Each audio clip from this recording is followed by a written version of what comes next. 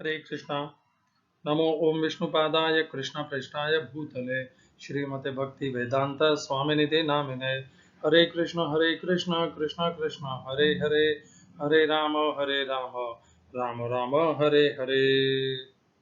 आचार्य महात्मा गांधी जी की जय। श्रील ऐसी भक्ति वेदांत स्वामी प्रभुपाद की जय। हम चर्चा कर रहे हैं आज दूसरे अध्याय के 56 तथा 57 इन दो श्लोकों की। पिछली चर्चा में हमने दूसरे अध्याय का 55 यह श्लोक की चर्चा की थी। अर्जुन के प्रश्न पूछने पर कि क्या उनके लक्षण होते हैं, जो स्थितप्रज्ञ होते हैं उनके क्या लक्षण होते हैं, क्या चिन्ह होते हैं, भगवान अपना उत्तर देना प्रारंभ करते हैं दूसरे अध्याय के 55वें श्लोक से। और मैंने ये भी बताया था कि स्वामी राम सुखदास जी ने बहुत अच्छा विभाजन किया है दूसरे अध्याय के 39 श्लोक जहाँ से कर्मयोग बुद्धि योग का ज्ञान प्रदान करते हैं भगवान, उसका वहां से लेकर के उन्होंने एक भाग किया है दूसरे अध्याय के 54वें श्लोक तक, जहां तक उन्होंने उसे साधक के लिए बताए हैं, और दूसरे अध्याय के 55वें श्लोक से लेकर के 72वें श्लोक तक वह सिद्ध स्थितप्रज्ञ के लिए बताए हैं। है पूरा बुद्धि योग ही, परंतु उन्होंने उसी में दो भाग किए हैं। इस प्रकार का स्वभाव रखना चाहिए, वही मनुष्य गुरु कहलाने के योग्य है। मैं सब कुछ जानता हूं यह मान करके दूसरे का कहा हुआ ज्ञान उपदेश नहीं स्वीकारना, यह अहंकार है। अगर स्वामी राम सुखदास जी ने यदि कोई अच्छा विभाजन किया है, अच्छी चीज, अच्छा ज्ञान समझाया है, तो उसे स्वीकार करने में कौन सा मैं छोटा हो जाता हूँ या कौन सा कोई दूसरा व्यक्ति छोटा हो जाता है। यह है ह्यूमिलिटी, जिसे कहते हैं विनम्रता। यह होना चाहिए गुरु में एक गुण। तो हम कल चर्चा किए थे, श्री भगवान उवाच प्रजहाति यदा कामान सर्वान् पार्थ मनोगतान् आत्मन्येव आत्मन तुष्ट स्थित प्रज्ञस्तदोच्यते। श्री भगवान ने कहा, पूछ हे पार्थ, जब मनुष्य मनोधर्म से उत्पन्न होने वाली इंद्रिय तृप्ति की समस्त कामनाओं का परित्याग कर देता है और जब इस तरह से विशुद्ध हुआ उसका मन आत्मा में संतोष प्राप्त करता है, तो वह विशुद्ध दिव्य चेतना को प्राप्त अर्थात स्थितप्रज्ञ कहा जाता है। गीता यथारूप Srila Prabhupada. English translation Gita as it is Swami Prabhupada. The blessed Lord said, O Parth, when a man gives up all varieties of sense desire which arise from mental concoction, and when his mind finds satisfaction in the self alone, then he is said to be in pure transcendental consciousness. हरे कृष्णा। तो यहाँ पर भगवान कहते हैं कि जब वही मनुष्य स्थितप्रज्ञ है जिसने समस्त कामनाओं का त्याग कर दिया है, मन से उत्पन्न होने वाली समस्त कामनाओं का। तो गुरु का प्रथम लक्षण क्या है कि उसने समस्त कामनाओं का त्याग कर दिया है, वह कामनाओं के प्रति उदासीन है। और यदि कोई गुरु अपने शिष्य के माध्यम से अपनी कामनाओं की पूर्ति कराना चाह रहा है या अपनी संस्था से संबंधित कामनाओं की पूर्ति कराना चाह रहा है, कोई कहता है मुझे भागवत कथा करा देने दो, राम कथा करा देने दो, मैं उसके लिए 10 लाख लूंगा, 5 लाख लूंगा, तो अभी वह कामनाओं से मुक्त नहीं हुआ है। ऐसा व्यक्ति गुरु कहलाने के योग्य, आचार्य कहलाने के योग्य या कथा करने के योग्य भी नहीं है, वह स्थितप्रज्ञ तो नहीं है। इन श्लोक में यह स्पष्ट हमें पता चलता है। और क्या पता चलता है, यदि कोई मनुष्य सदगुरु अपने आप को कहता है और वह फिर भी गीता का आधार नहीं लेता है, न गीता का क्षमा करिएगा, और वह गीता का ज्ञान नहीं प्रदान करता है, वह अपना मनगढ़ंत ज्ञान लोगों को बताता है, उसका उपदेश करता है, तो भी वह गुरु नहीं हो सकता। भले वो अपने आप को सदगुरु कह ले, जो कहना है कह ले, गुरु वही होगा एकम शास्त्रम देव की पुत्र गीतम, जो गीता के ऊपर आधार रखेगा, एक ही शास्त्र के ऊपर, एको देवो देव की पुत्र एवं, जो केवल एकमात्र भगवान श्री कृष्ण के की भक्ति और उन्हीं को भगवान मान करके उन्हीं की पूजा करेगा, प्रचार करेगा। एको मंत्रस्तस्य नामानि, यानी जो केवल भगवान श्री कृष्ण के महामंत्र का नाम का जप करेगा और उसे ही अपना साधन बनाएगा। कर्मापेकम तस्य देवस्य सेवा, जो अपने कर्म के द्वारा भगवान की भक्ति योग या फिर कर्मयोग के माध्यम से उनकी सेवा करेगा, भक्ति करेगा, उपासना करेगा, और यही अपने आचरण के माध्यम से अपने शिष्यों को सिखाएगा, तभी वह गुरु कहलाने के योग्य है। इस बात को मैं पुनः एक बार कह रहा हूं, यदि कोई गुरु आपसे बार बार अपनी व्यक्तिगत कामनाओं की पूर्ति करा रहा है, आपको शिष्य बना करके आपके माध्यम से अपने अनुयायी बढ़ा रहा है केवल, तो वह गुरु कहलाने के योग्य नहीं है। आ जाइए आज की चर्चा पे चलते हैं। दूसरे अध्याय का 56 अगला लक्षण भगवान बता रहे हैं स्थित प्रज्ञ का। दुखेषु अनुद्विग्न मनाः सुखेषु विगत स्पृह भीत राग भय क्रोधः स्थित धीर मुनिरुच्यते। गीता यथारूप श्रील प्रभुपाद। जो त्रय तापों के होने पर भी मन में विचलित नहीं होता अथवा सुख में प्रसन्न नहीं होता और जो आसक्ति भय तथा क्रोध से मुक्त है, वह स्थिर मन वाला मुनि कहलाता है।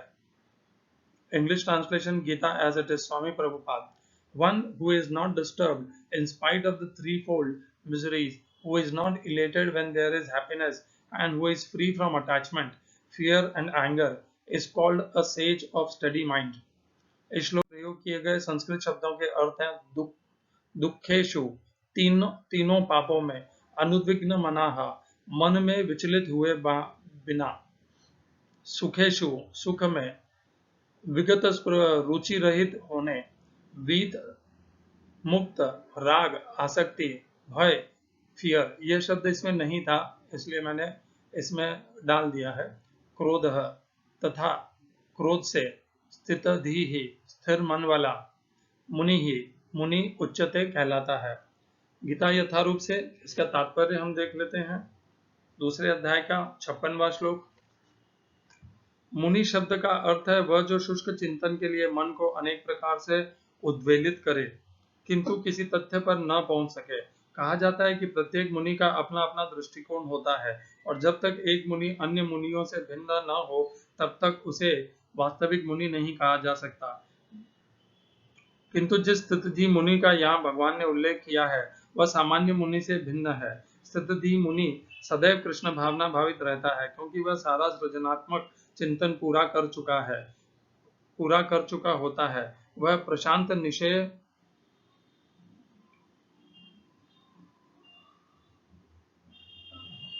मनोरथांतर कहलाता है या जिसने शुष्क चिंतन की अवस्था पार कर ली है और इस निष्कर्ष पर पहुंचा है कि भगवान श्री कृष्ण या वासुदेव ही सब कुछ है, वह स्थिर चित्त मुनि कहलाता है। ऐसा कृष्ण भावना भावित व्यक्ति तीनों तापों के संघात से तनिक भी विचलित नहीं होता क्योंकि वह इन कष्टों तापों को भगवत कृपा के रूप में लेता है और पूर्व पापों के कारण अपने को अधिक कष्ट के लिए योग्य मानता है और वह देखता है कि उसके सारे दुख भगवत कृपा से रंच मात्र रह जाते हैं। इसी प्रकार जब वह सुखी होता है तो वह अपने को सुख के लिए अयोग्य मानकर इसका भी श्रेय भगवान को देता है। वह सोचता है कि भगवत कृपा से ही वह ऐसी सुख स्थिति में है और भगवान की सेवा और अच्छी तरह से कर सकता है और भगवान की सेवा के लिए तो वह सदैव साहस करने के लिए सन्नद्ध रहता है। वह राग या विराग से प्रभावित नहीं होता। राग का अर्थ होता है अपनी इंद्रिय तृप्ति के लिए वस्तुओं को ग्रहण करना और विराग का अर्थ है ऐसी इंद्रिय आसक्ति का अभाव। किंतु कृष्ण भावनामृत में स्थिर व्यक्ति में न राग होता है न विराग क्योंकि उसका पूरा जीवन ही भगवत सेवा में अर्पित रहता है। फलतः सारे प्रयास असफल रहने पर भी वह क्रुद्ध नहीं होता। चाहे विजय हो या न हो, कृष्ण भावना भावित व्यक्ति अपने संकल्प का पक्का होता है।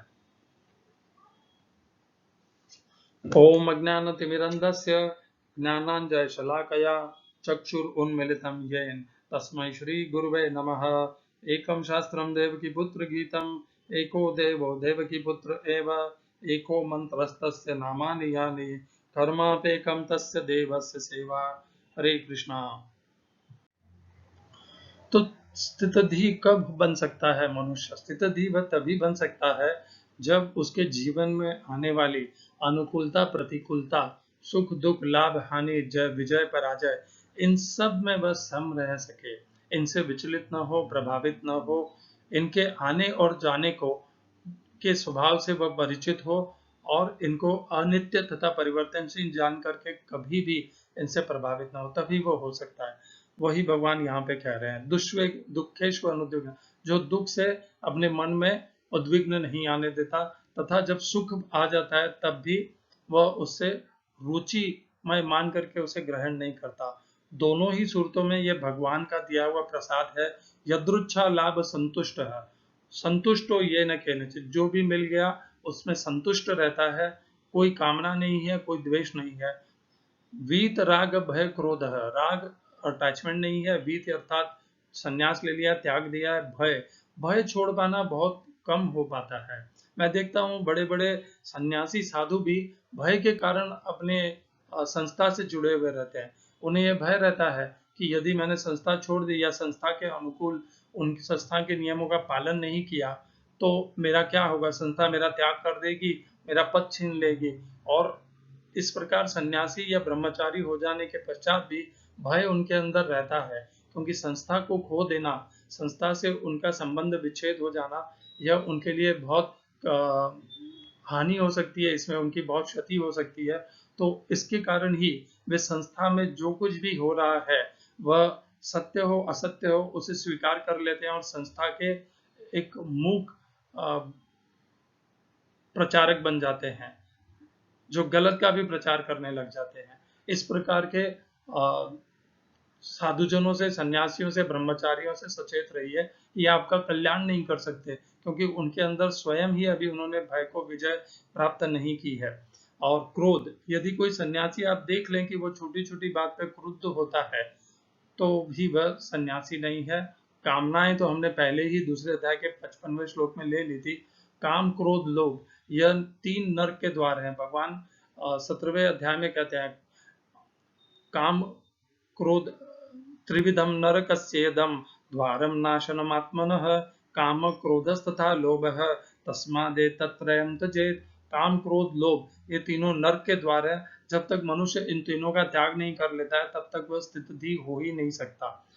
तो यह है इस शब्द का, इस श्लोक का अर्थ। इस श्लोक का और अगला जो श्लोक है दूसरे अध्याय 52वां, उसका भी वही इसी से मिलता जुलता ही अर्थ है। इसीलिए दूसरे अध्याय का 56 तथा 57 ये दोनों श्लोक एक समूह में इनका अध्ययन करना चाहिए। जो भगवान ने यहाँ पर ज्ञान दिया है कि जब जो भी प्राप्त हो जाए कर्म के फल के कर्म के फल के हेतु, अर्थात कर्म के फल बोल करके जो कुछ भी प्राप्त हो जाए, शुभ अशुभ पाप पुण्य सुख दुख, उसे सहर्ष स्वीकार कर लेना चाहिए समता से। यही भगवान ने दूसरे अध्याय के 15वें श्लोक में भी कहा था।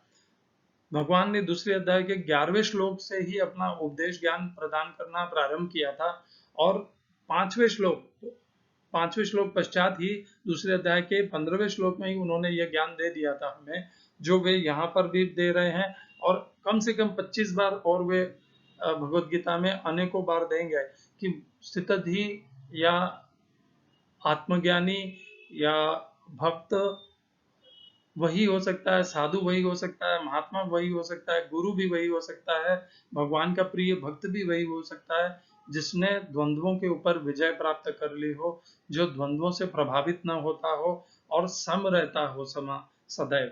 तो दूसरे अध्याय 15वां श्लोक है आपके सामने। यम ही न व्यथयन्ते ते पुरुषम पुरुषर्षभ समदुःख सुखम धीरम सो अमृतवाय कल्पते।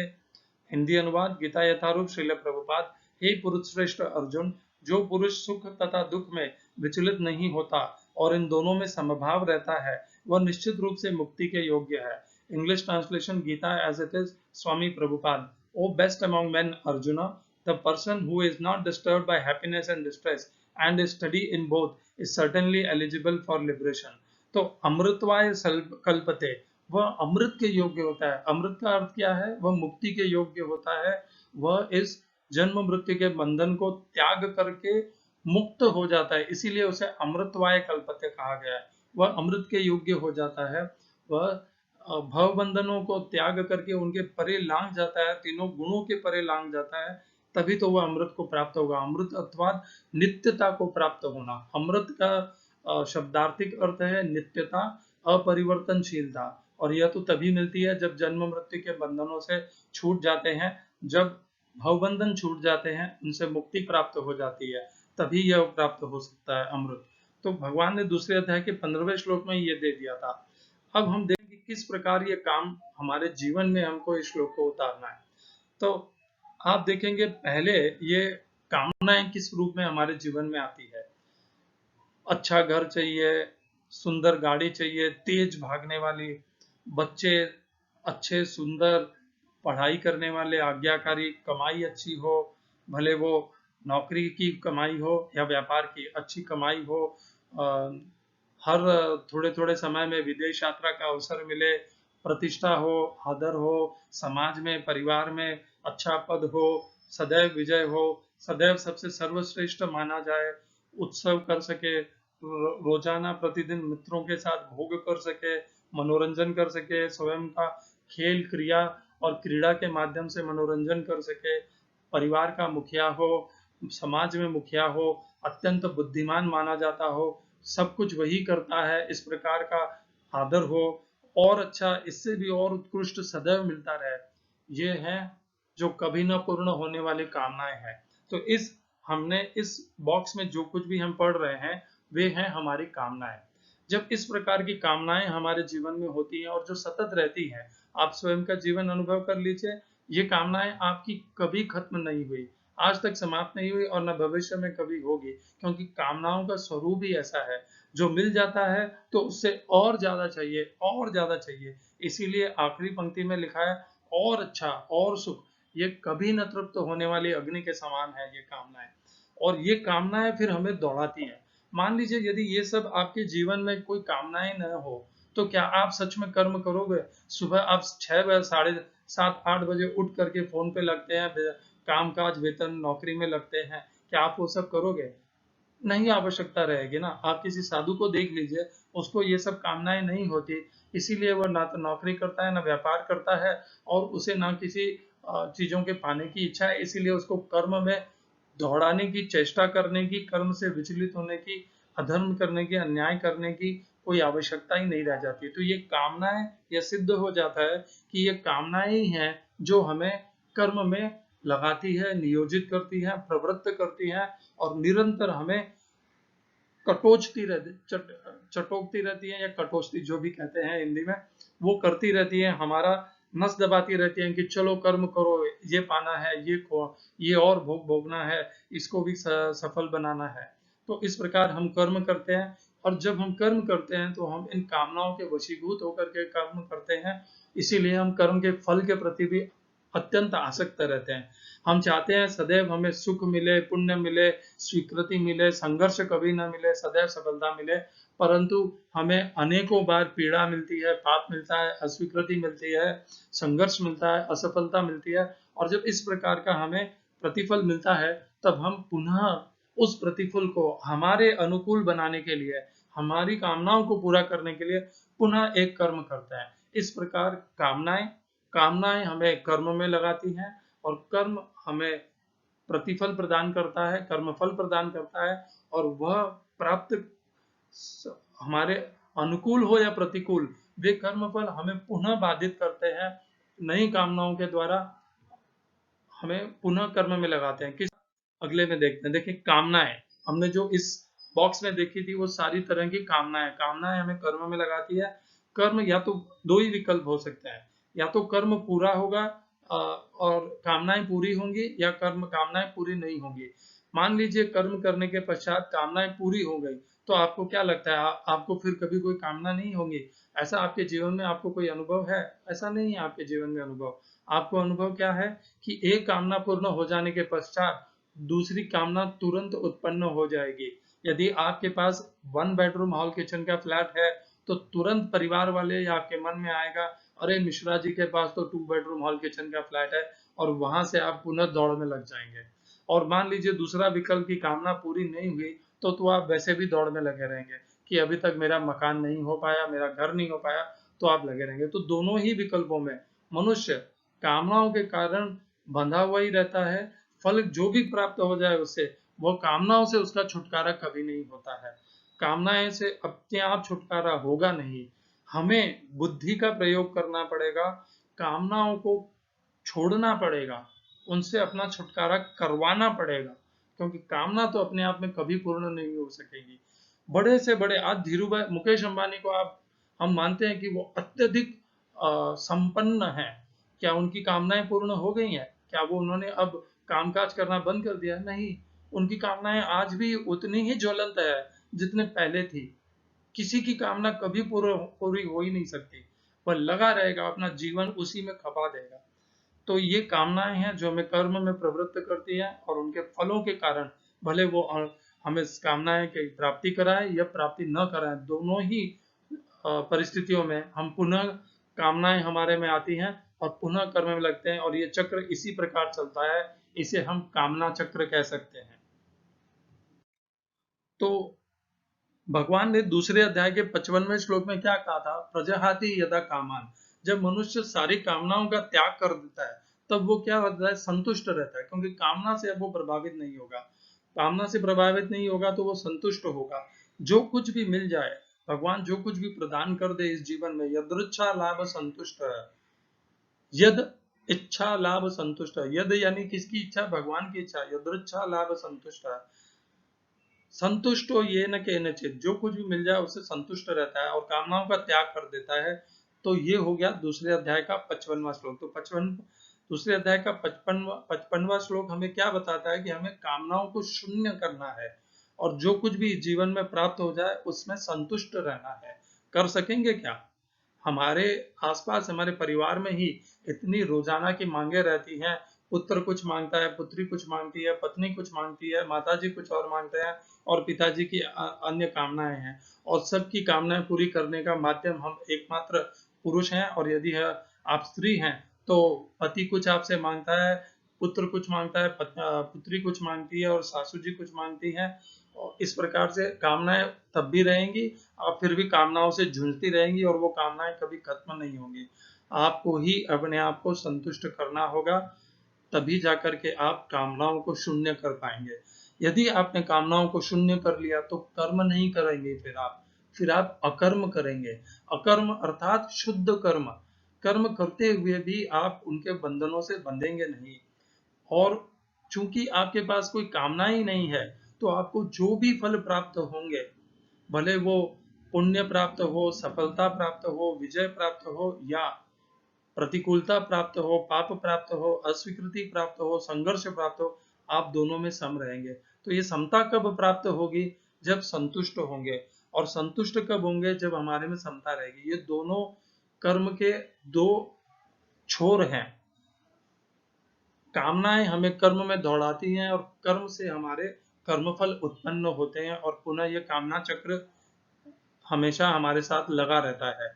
परंतु यदि हम संतुष्ट हो जाते हैं, कामनाओं को शून्य कर लेते हैं, तो हम अकर्म में रहेंगे, और जो कुछ भी मिल जाए उससे हम संतुष्ट रहेंगे। तभी तो वो संतुष्ट कहलाएंगे हम। दोनों तरफ समता है, दोनों तरफ संतुष्टि है, और इसीलिए कर्म अकर्म बन जाता है। कुछ इच्छा नहीं है पाने की, न खोने का भय है, न कोई भय है, न कोई कामना है, न कोई क्रोध है। क्रोध क्यों आएगा? क्रोध तो तब होगा जब हमें कुछ प्राप्त करना था और वो हमें प्राप्त नहीं हुआ, और हमारी उसमें आसक्ति थी, तो क्रोध भी छूट जाएगा। और भय भी इसलिए छूट जाएगा क्योंकि हमें कुछ खोने का भय है नहीं, और हमें परिग्रह कुछ करना नहीं है। तो ये है दूसरे अध्याय के 56 तथा 57 श्लोक। तो 55वें श्लोक में भगवान कर्म के पहले जो हमारा भाग है, कामनाएं जो हमें कर्म में प्रवृत्त करती है, नियोजित करती है, उनको त्यागने के लिए कहते हैं। और 56 और 57 श्लोक में भगवान कर्म करने के पश्चात जो कर्म फल होते हैं उनको त्यागने के लिए, उनमें सम रहने के लिए कहते हैं, उनसे अप्रभावित रहने के लिए कहते हैं। तो ये जो 3 श्लोक हैं, एक श्लोक कर्म करने के पहले से संबंधित है, और 56 तथा 57 ये 2 श्लोक कर्म करने के पश्चात जो कर्म फल प्राप्त होते हैं उनसे संबंधित है। यदि हम इस संतुष्टता और समता को प्राप्त रहते हैं, इसमें स्थिर रहते हैं, तो हम होंगे, हम दोनों ही समय स्थित प्रज्ञ रहेंगे। तो स्थित प्रज्ञ कौन है? जिसने समस्त कामनाओं को शून्य कर दिया है, जिसने जो भी प्राप्त हो जाएगा उसके प्रति जो सम हो गया है, अविचलित हो गया है, उदासीन हो गया है, अप्रभावित हो गया है, और इसीलिए उसका प्रत्येक कर्म, वो कर्म करता हुआ भी वो अकर्म रहेगा। अकर्म क्या होता है? 3 प्रकार के कर्म होते हैं: कर्म, अकर्म, विकर्म। विकर्म यानी दुष्कर्म, और कर्म अर्थात सकाम कर्म, जिससे हमें कर्मों के फलों की आसक्ति हो तथा कर्मों में कर्ता का अहंकार हो, वे कर्म कहलाते हैं, जिसे सकाम कर्म ही कहते हैं। और अकर्म वो शुद्ध कर्म होता है जो हमें कर्मों में नहीं बांधता, जो हमें कर्मों के बंधनों से मुक्त कर देता है और हमारा इसमें कोई प्रयोजन नहीं होता करने का। ये अच्छे से अपने दिमाग में स्थिर कर लीजिए, अपने जीवन का निरीक्षण कीजिए, अनुसंधान कीजिए। यदि इस भवबंधन से छूटना चाहते हैं तो साधु, सन्यासी, ब्रह्मचारी, गुरुओं के पीछे भागिए न भागिए वो तो अलग विषय है, परंतु सर्वप्रथम ये स्थिति को प्राप्त कीजिए। जब तक ये स्थिति प्राप्त नहीं कर पाएंगे, आपके चारों तरफ यदि सैकड़ों, हजारों, लाखों, करोड़ों गुरु भी होंगे तो भी वो आपका कुछ नहीं कर पाएंगे, क्योंकि ये स्थिति तो हमें स्वयं को प्राप्त करनी है। ये उद्धार, स्वयं का कल्याण हमें स्वयं को करना है। गुरु मात्र मार्गदर्शन कर सकता है, इससे ज्यादा गुरु का हमारे जीवन में और कोई भूमिका नहीं है। भूमिका गुरु की केवल इतनी है, चूंकि हमारे पास ज्ञान नहीं है इससे छूटने का, तो गुरु हमें ज्ञान प्रदान करता है, हमें आत्मशक्ति देता है, आत्मबल देता है। हमारा बार बार जब जब हम उस अपने मार्ग से पथभ्रष्ट हो जाते हैं, तब हमें बारंबार सचेत करता है। यही गुरु का इतना सा ही कर्तव्य है। बाकी यदि कोई गुरु आपको कहे कि मैं तुम्हारा ये कर दूंगा, तुम्हें जीवन मुक्त कर दूंगा, तो वो सब बकवास है। एक नंबर का झूठा, पाखंडी, धूर्त, मक्कार गुरु है वो, कोई नहीं कर पाएगा। पूरी भगवत गीता में एक श्लोक ऐसा नहीं है कि गुरु के माध्यम से तुम्हें भगवत भक्ति या भक्त बन जाओगे, साधक बन जाओगे, सिद्ध बन जाओगे, ऐसा एक भी श्लोक नहीं है। भगवान बारंबार कहते हैं कि तुम्हें स्वयं स्वयं का उद्धार करना होगा। गुरु मात्र ज्ञान दे सकता है, मार्गदर्शन कर सकता है, पथभ्रष्ट होने से सचेत कर सकता है, सावधान कर सकता है। उतनी ही भूमिका है गुरु की। गुरु पर अपने आप को आश्रित मत कीजिए कि मेरा कल्याण तो गुरु करेंगे। मूर्खता है। यदि कोई गुरु आपको ऐसा कह भी रहा है तो वह आपका उल्लू बना रहा है और कुछ नहीं है। जागते रहो।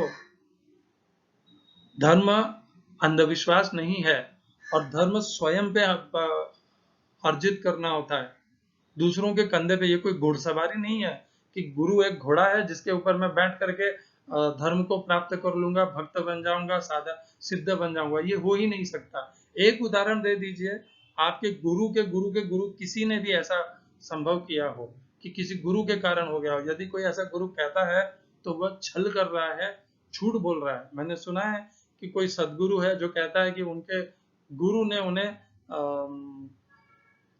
जंगल में उनके शरीर से गुरु ने अपनी जैसे क्या कहते हैं वो, अपना दंड यानी लकड़ी का जो दंड होता है, हस्त दंड, उससे छू करके उन्हें ज्ञान प्रदान किया था। ये सब सीमा में रही है। इस प्रकार ज्ञान नहीं उत्पन्न होता है।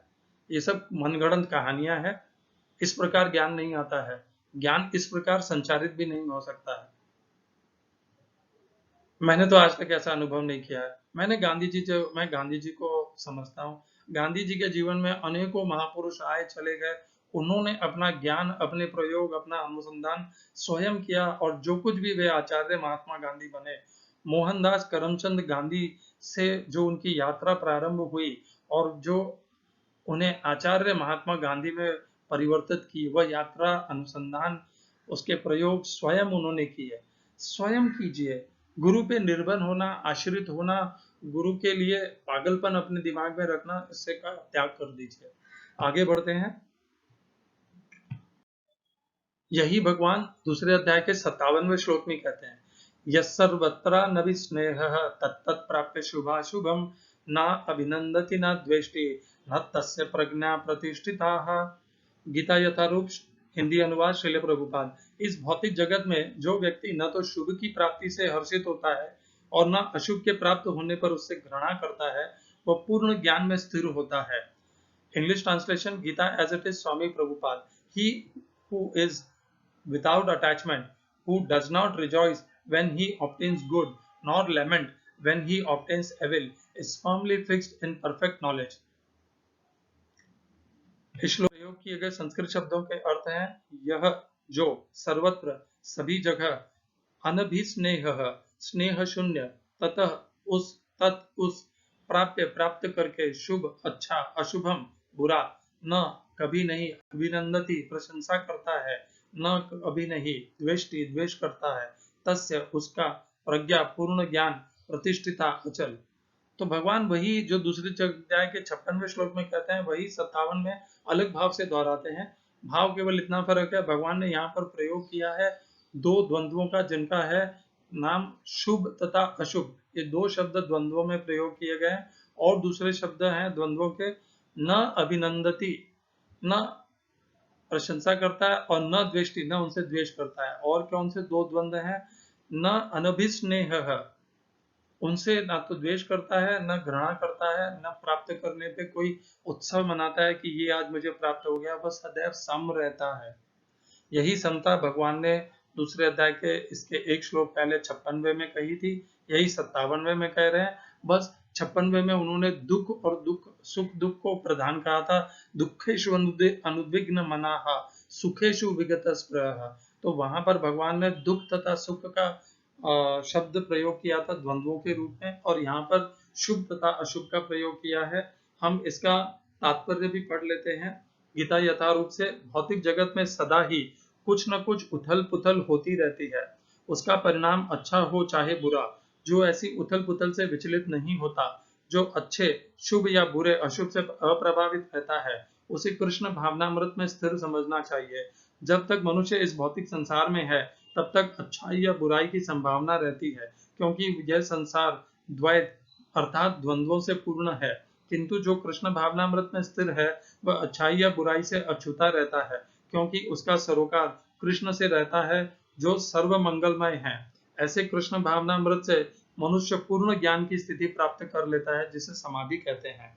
यदि आपका गुरु दुख और सुख से प्रभावित होता है, यदि आपका आचार्य शुभ या अशुभ में मानता है, तो आप उसे आचार्य मत समझिए, उसे गुरु मत समझिए। वो आपका कुछ भी कहने बनने के योग्य नहीं है। इन श्लोकों में शुभ अशुभ सुख दुख, यही तो द्वंद्वों के ऊपर उठा हुआ स्थित प्रज्ञ होता है। यह वो आचरण है भगवान ने जो दूसरे अध्याय के 55 से लेकर के 72 श्लोकों में जो चिन्ह बताए हैं, जो लक्षण बताए हैं, इनको अपने गुरु को इन लक्षणों के आधार पर निरीक्षण कीजिए। यदि ये लक्षण उनमें नहीं है, उनमें वह समता नहीं है, तो निश्चित वो आपके गुरु होने के योग्य नहीं है। वो आपको व्यर्थ ही झांसा दे रहे हैं, प्रलोभन दे रहे हैं, और आपको मूर्ख बना रहे हैं। अपने जीवन को व्यर्थ करने से बचिए, अपने आप का कल्याण कीजिए। अच्छे गुरु को पकड़िए, जिसमें न काम हो, न क्रोध हो, न लोभ हो, न भय हो। भय से बहुत देखिए, ये तीन जो नरक के द्वार है, काम क्रोध लोभ, ये तो बहुत से गुरु छोड़ देते हैं, परंतु भय नहीं छोड़ पाते। जैसा कि मैंने पहले भी बताया था, बहुत से लोग अपनी आध्यात्मिक संस्था से केवल इसीलिए जुड़े रहते हैं, और उसी से केवल अपना उसी के उसके प्रत्येक नियमों का केवल इसीलिए पालन कर लेते हैं, क्योंकि उन्हें यह स्वीकार ही नहीं होता कि वे इस संस्था को कैसे छोड़ सकते हैं। ये भय उन्हें बांधे रखता है कि ये संस्था के बिना मेरा कौन मेरी रक्षा करेगा, कौन मेरी पूर्ति करेगा, कौन मेरे जीवन का निर्वाह होने का क्या साधन होगा। तो यह भय भी उन्हें बांधे रखता है। इस प्रकार के भय वाले सन्यासी साधुओं से भी सावधान रहिए, क्योंकि यदि उनमें जीवन में भय है, तो उनमें और भी बहुत से दुर्गुण या तो हैं या आ जाएंगे, क्योंकि जब एक द्वार खुलता है, तो बाकी के द्वार धीरे धीरे सब खुलने लग जाते हैं। तो ये था दूसरे अध्याय के 56 तथा 57वें श्लोक। इससे हमने क्या सीखा? हमने कामना चक्र देखा कि कामनाएं कभी नहीं शांत होंगी, हमें ही हमारी कामनाओं से हमारा छुटकारा दिलाना है। कहाँ जाकर के हमें अपने जीवन में विचार करना होगा कि जो मिल गया उससे संतुष्ट होना है। पुत्र पुत्री पत्नी माता पिता मांगते रहेंगे, सासू ससुर जी जो भी आपके परिवार के भाई बहन सब मांगते ही रहेंगे। क्या हमें अपना जीवन केवल उनकी जरूरतों को पूरे करने में व्यर्थ कर देना है? एक सीमा तो हमें बनानी पड़ेगी। ये सब जो गुण हमने बताए, ये हमारे सैनिकों में भी हैं। आप सोचिए, हमारे सैनिक अपने घर बार को छोड़ करके, त्याग करके, सीमा पे जा करके हमारे देश की रक्षा करते हैं। वो किस प्रकार अपने घर बार का त्याग करते हैं, पत्नी माता पिता पुत्र पुत्री भाई बहन सबका त्याग करके चले जाते हैं, उनके प्रति अनासक्त हो जाते हैं। तो ये गुण तो वो भी अपने जीवन में प्रदर्शित करते हैं। बस फर्क इतना ही है कि वे ये जो अंतर इतना ही है कि वे ये जो भाव और ये जो लक्षण प्रदर्शन करते हैं, वे देश के प्रति अपनी भावना के प्रति के कारण करते हैं। यदि वह देश के प्रति भावना न हो और शून्य हो, भावना शून्य हो, तो वे भी महात्मा, भक्त, सन्यासी कहलाने के योग्य हो जाएंगे। हो सकता है उनके अंदर भी वे भाव हो, परंतु वो देश को भी महान मानते हो, अपने कर्तव्य को स्वधर्म के रूप में करते हो, देश की सेवा जो भी है, मैं तो उनका बहुत आदर करता हूँ। और उनसे हम सामान्य, जो जिसे हम सिविलियन कहते हैं, हमें सीखना चाहिए कि ये कहना व्यर्थ है कि परिवार और परिवार की जरूरतों को छोड़ा नहीं जा सकता। देखिए देश के सैनिकों को वो किस प्रकार छोड़ के चले जाते हैं। हमारा ये भ्रम है कि हम परिवार की जरूरतों को और मांगों को छोड़ करके अपने आप को अपना उद्धार करने में नहीं लगा सकते, अपना कल्याण करने में अपना जीवन नहीं लगा सकते। ये सब हमारा मोह है, अज्ञान है। उठिए, जागिए, परिवार की जरूरतें पूरी करने के लिए एक सीमा बनाइए, कामनाओं की एक सीमा बनाइए, समता में रहिए, जो प्राप्त हो जाए उससे संतुष्ट रहिए। हरे कृष्णा। श्रील ऐसी भक्ति वेदांत स्वामी प्रभुपाद की जय। आचार्य महात्मा गांधी जी की जय। कर्मयोग और भक्ति योग दोनों मार्गों की जय।